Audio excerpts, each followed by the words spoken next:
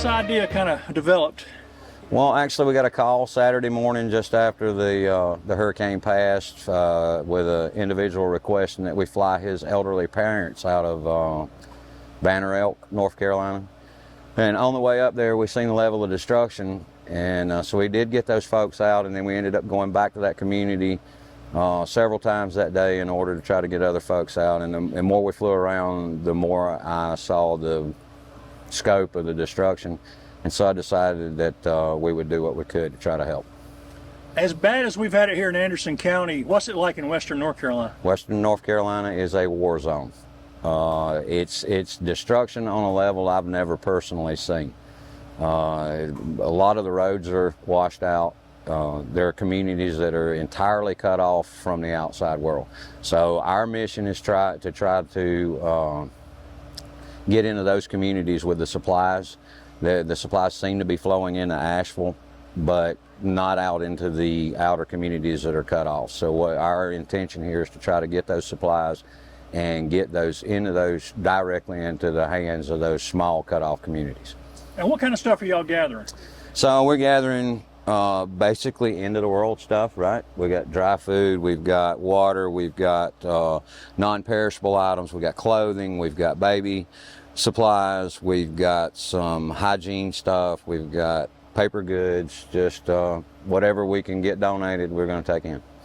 And Brett, you were telling me that you're also getting pencils and papers and notebooks so people can put names of people they're looking for. Tell me about that. It is, a lot of people, and I've done business in the Western North Carolina area for years, and a lot of people up there, friends that I had, I couldn't reach, and I would text, and finally today I started getting some things that were saying people that were okay, and they were more concerned about others.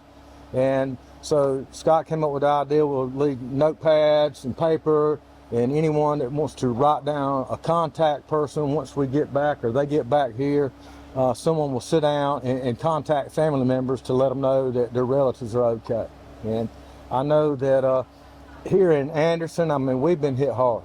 But the majority of our suffering has been trees down and without power. And if you look at what's going on up there, there's entire towns and communities that are just wiped out. They're gone. And the scope and the level of death that's going to be coming in, it's going to be mind-blowing. And when I heard that Mr. Dunn here, what he was doing, I hopped on board. I'm here to volunteer time, help, donate money. They have a GoFundMe page. These guys are doing this out of pocket. They're paying their own fuel.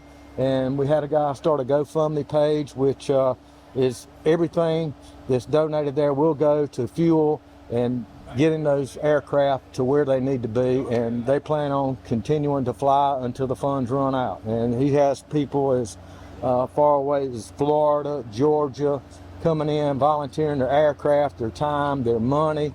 And, like I said, after seeing what's going on here in Anderson, and I know a lot of people without power and are suffering, and then you see those people come out today to donate what little they can round up and actually going to the grocery store to buy non-perishable goods for people that they don't even know. So, I mean, it'll swell your heart with pride. I love Anderson, our community, and it shows the type of people we have that's willing to step up even when they're in need to help others.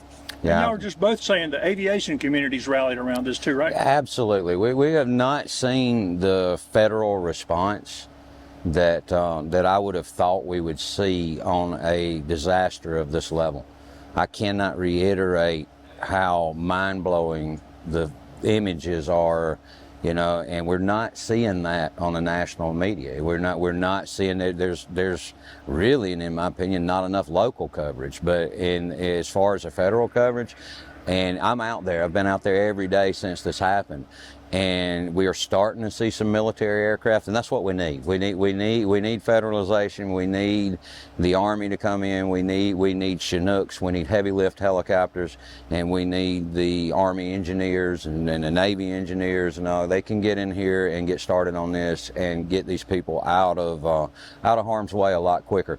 We're basically like gnawing at it a little. We need the federal government to step up and get in here immediately and cut through bureaucracy or whatever needs to happen, because people's lives are at risk. And I'll second what Brett says. I know for a fact there are casualties up there that we're not even aware of yet. There are places where houses have slid off the side of the mountain that the road's cut off 5 miles back, so nobody's been able to get up there to check. I hope I'm wrong, but I think that you're going to find that the casualties from this, once all is said and done, is a tremendously big number. And there are other community partners, churches, and people gathering stuff for y'all, right? They're getting it and bringing it out here. Is that correct?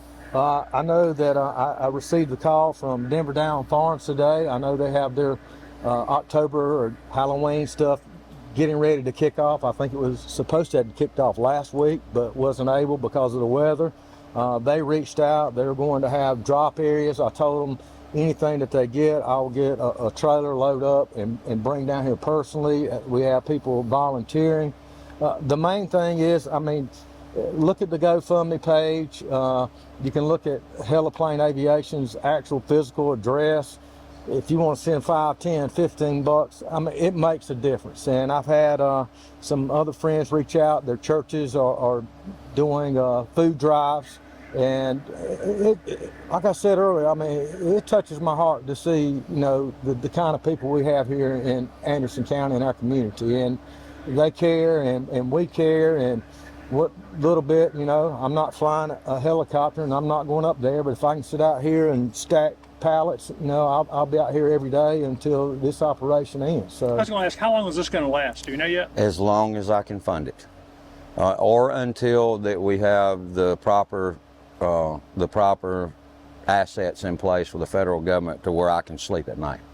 Because right now I can't sleep at night for thinking about the things that I'm seeing every time I'm going up there. So as long as I can afford it, and people will continue to bring the goods, and let me say this, we will run into a money issue eventually. Right now, I need supplies.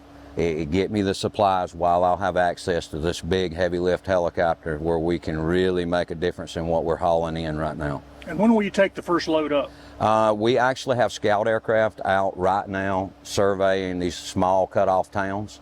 They're landing in each town. As we said before, they're taking notebooks in, so we're making an assessment of each individual little place. That when they come back tonight, we will all get together and have a council of war, and we will determine what our approach will be. Starting in the morning, we will be flying out with a big aircraft loaded with supplies. We'll drop that in an area. We'll evacuate who we can from that area, come back, rinse, repeat, right? And so that's the order of march.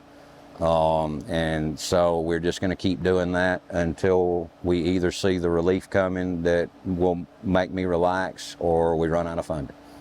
And you mentioned the GoFundMe. The best place to find that and the other stuff is just to follow social media who's supporting this, correct? Yes, sir. I'm not a computer tech guy, but if you'll look on the Heli-Plane Aviation page or one of Brett's pages, or even my personal page, then you can find that. And the other thing I'd like to say is, I also don't want to downplay the events that's going on here in our area. And I know our command post out at the Civic Center, there's guys, they're 12 on, 12 off, but there's a room full of guys that hadn't been home yet. They've been up there 3-4 days straight.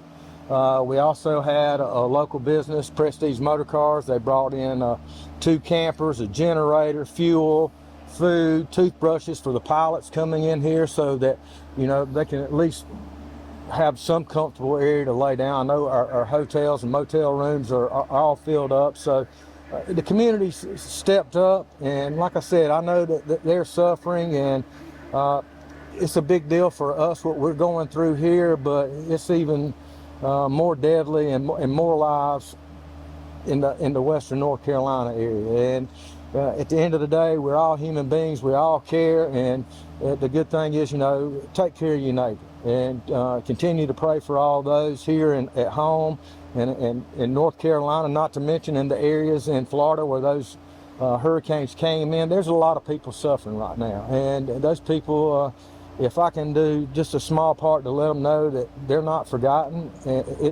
it makes me feel good, and I can sleep at night as well. So I want to thank Mr. Dunn. I mean, what an effort to spearhead. Again, anyone that wants to bring any donations out, come out to the airport. We'll come out, unload your car, and just thank you. And I second keep praying. that. Thank you. Anderson County has really stepped up here. Thanks.